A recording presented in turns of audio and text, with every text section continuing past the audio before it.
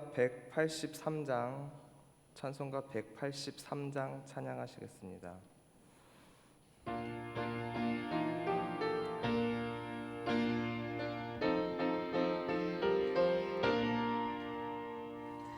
빈들의 마른 풀같이 시들은 나의 영혼, 주님이 약속한 성령 간절히 기다리네. 가물함의 마른 땅에 단비를 내리시듯 성령의 단비를 부어 새 생명 주옵소서. 반가운 빗소리 들려 산천이 춤을 추네. 봄비로 내리는 성령 내게도 주옵소서. 가물함의 마른 땅에 단비를 내리시듯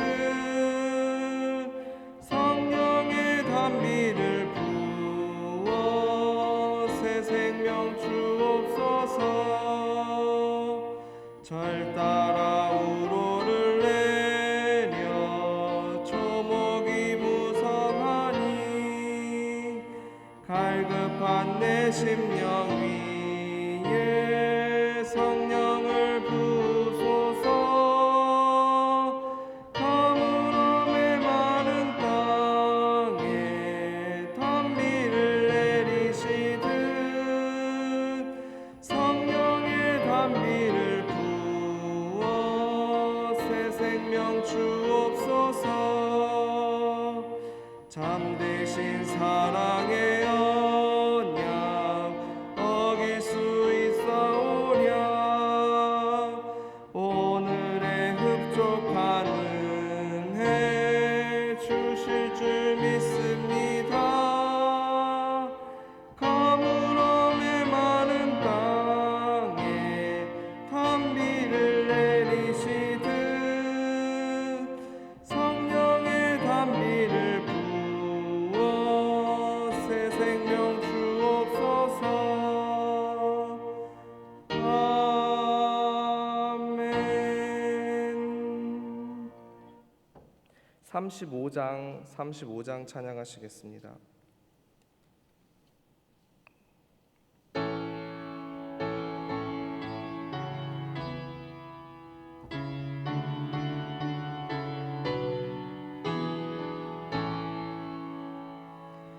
큰 영화로신 주 이곳에 오셔서 이 모인 자들로 주 백성 삼으사 그 중에 항상 계시고 그 중에 항상 계시고 큰 영광 나타내소서. 이 백성 기도와 또 예물 드림이 향내와 같으니 곧 받으옵소서. 주 예수 크신 복음을 주 예수 크신 복음을 만 백성 듣게 하소서.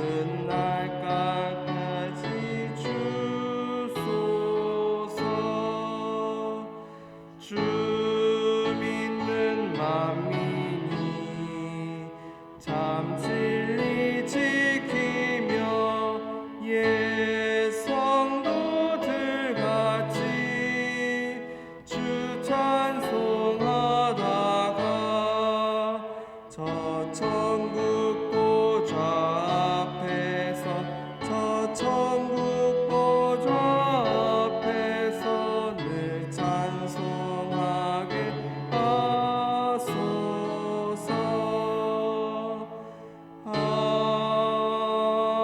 아멘. 사도신경으로 신앙 고백하시겠습니다. 나는 전능하신 아버지 하나님 천지의 창조주를 믿습니다. 나는 그의 유일하신 아들 우리 주 예수 그리스도를 믿습니다. 그는 성령으로 잉태되어 동정녀 마리아에게서 나시고 본디오 빌라도에게 고난을 받아 십자가에 못 박혀 죽으시고 장사된 지 사흘 만에 죽은 자 가운데서 다시 살아나셨으며 하늘로 오르시어 전능하신 아버지 하나님 우편에 앉아 계시다가 거기로부터 살아있는 자와 죽은 자를 심판하러 오십니다. 나는 성령을 믿으며 거룩한 공교회와 성도의 교제와 죄를 용서받는 것과 몸의 부활과 영생을 믿습니다. 아멘. 이 시간 목사님께서 말씀 전해주시겠습니다. 네, 이 시간 함께 보실 하나님 말씀 사사기 20장입니다. 사사기 20장 1절에서 7절 말씀입니다. 구약성경 396페이지 사사기 20장 1절에서 7절 말씀, 하나님 말씀을 봉독하겠습니다.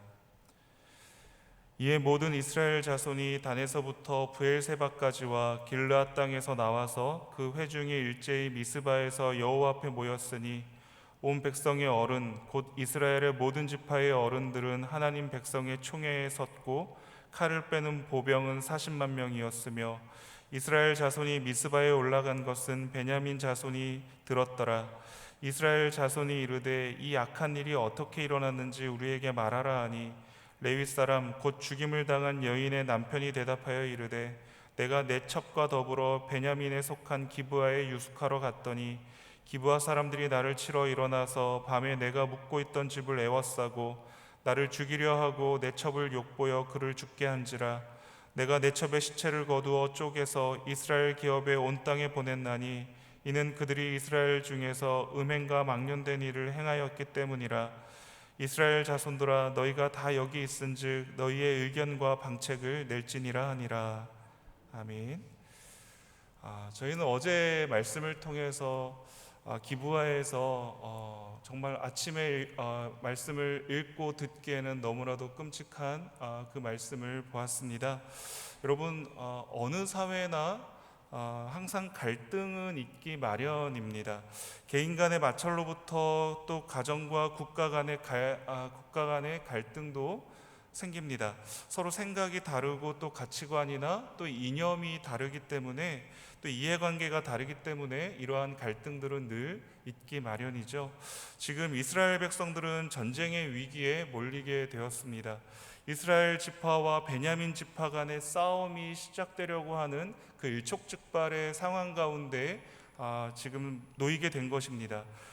만약 오늘 이 20장 1절에서부터 7절까지의 이 내용들 가운데 참 지혜로운 어떤 해결 방안들이 있었더라면 베냐민 지파와 이스라엘 지파들 간의 전쟁은 일어나지 않았을 것입니다.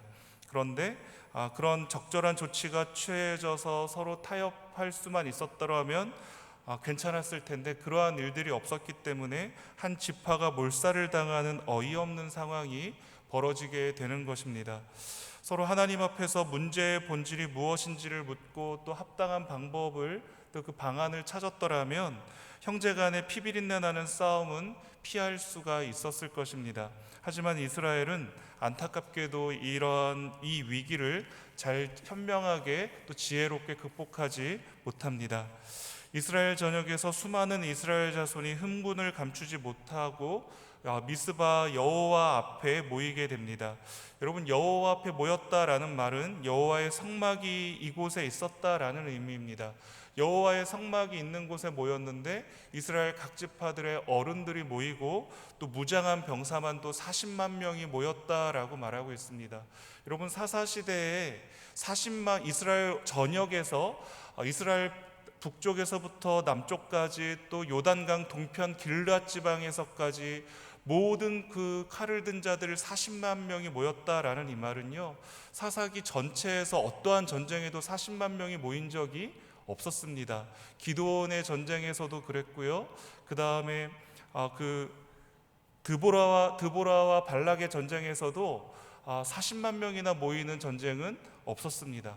그만큼 이스라엘 전역이 지금 충격에 휩싸여 있었던 것입니다. 그래서 이 각 지파의 어른들이 모이게 되고 또 칼을 든 자만 해도 40만 명이 모여서 이 일이 어떠한 일인가를 알고자 모였습니다.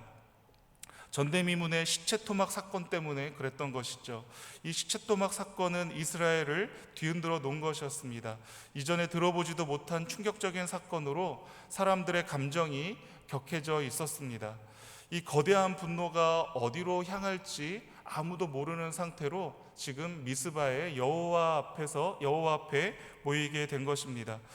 모두가 다 그렇게 모였다라는 소식을 들었음에도 불구하고 기브아가 속한 베냐민 지파는 다른 지파들이 미스바에 모였다는 소식을 듣고도 미동도 하지 않고 그곳에 모이지 않습니다. 그리고 그 사태를 관망하게 됩니다. 베냐민 지파에서 스스로 먼저 나서서 이렇게 어찌된 일인지를 진상을 조사하고 그렇게 잘못한 자를, 끔찍한 일을 벌인 그 한량들을 찾아서 벌해야 됐음에도 불구하고 단지 자신들의 그 같은 지파라는, 같은 그 혈족이다라는 그 이유로 이 범죄자들을 두둔하고 감싸고 있는 것입니다.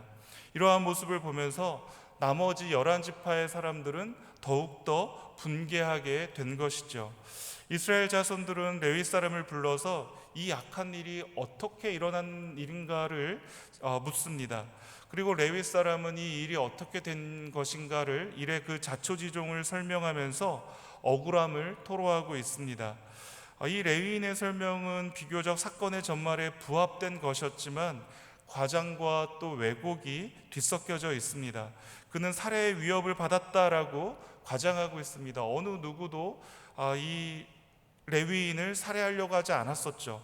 첩을 내준 자신의 그 무책임과 그녀를 외면했던 자신의 그 과오는 숨긴 채 자신이 입은 그 피해만을 강조하고 있는 것입니다. 그리고는 시체를 절단해서 분노를 충동질하는 그 행위가 정당한 것처럼 포장하고 있습니다. 그 절단된 시체를 받은 사람들은 누가 이랬어? 라고 하면서 분노하고 모였는데 알고 보니까 이 레위인이 자신의 첩에 그 모든 시체를 절단해서 보낸 것이었습니다. 베냐민 지파의 사람들이 그렇게 한 것이 아니었죠. 과연 이 일이 전쟁을 불러일으킬 만큼 중대한 사안인지를 생각해 보지 않았던 그 자신의 무신경은 감춘 채 오로지 자신이 당한 수치, 또 자신이 당한 입은 그 분노만을 드러내기에 급급했던 것입니다. 부당하고 억울한 일을 당한 이의 주장을 우리는 당연히 들어야 됩니다. 이 사람이 어떠한 일로 인해서 이렇게 마음이 지금 분노가 치밀어 있는지, 어떤 억울한 일을 당했는지 반드시 듣는 것은 당연한 것입니다. 그리고 그 분노에 공감해주고 또 적절한 조치를 받도록 도와야 합니다. 내 문제가 아니라고 또 사안을 외면하거나 또 회피한다면 정의는 굳게 되고 공평은 땅에 떨어지게 될 것입니다.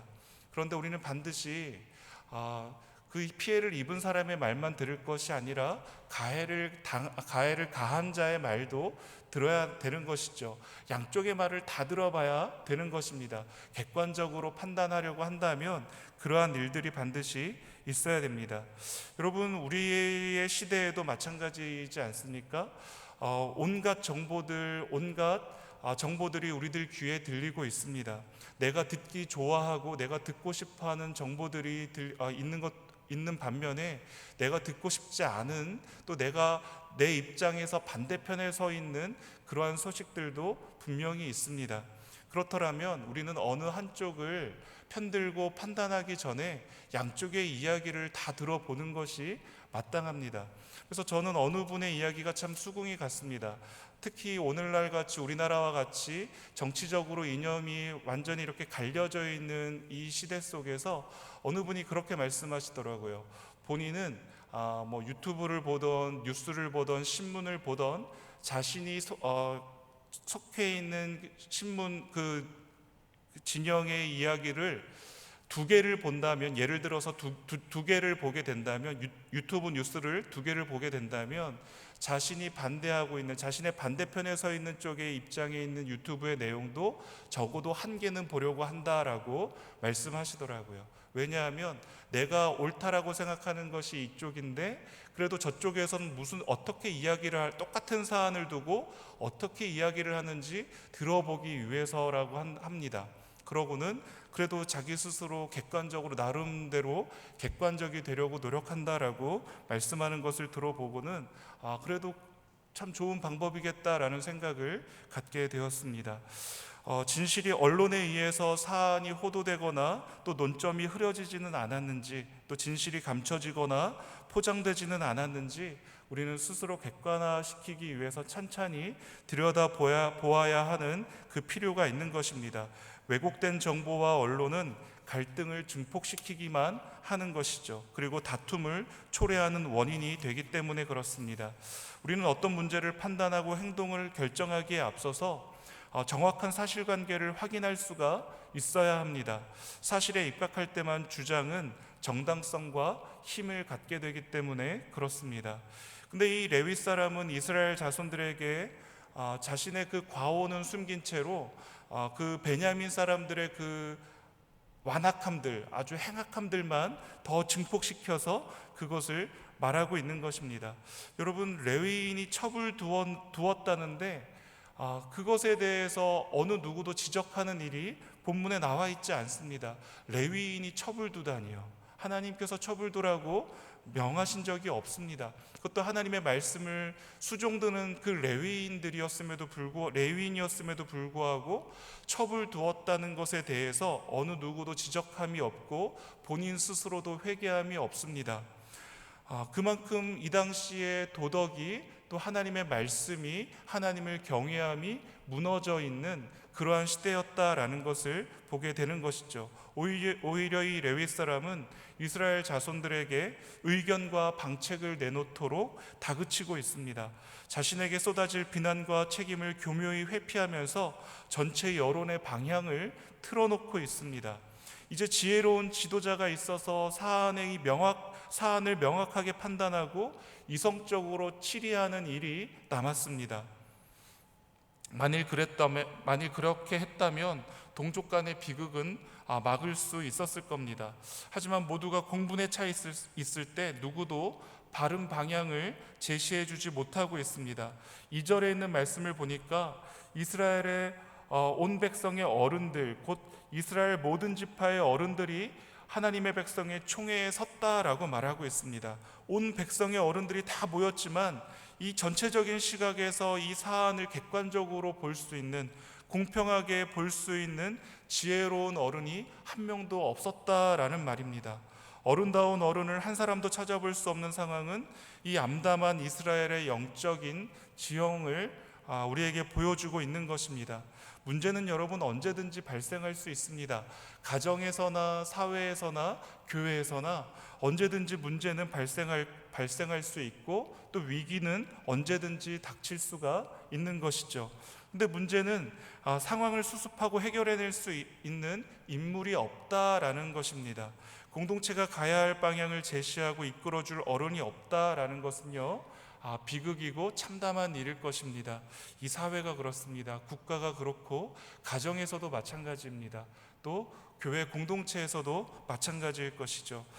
그럼에도 그렇기 때문에 누구를 찾아가야 할지, 또 누구에게 해결을 기대해야 할지 찾지 못하는 그러한 상황은 우리를 너무나도 힘들게 하고 또 그러한 현실을 너무나도 아프게 만들고 있습니다.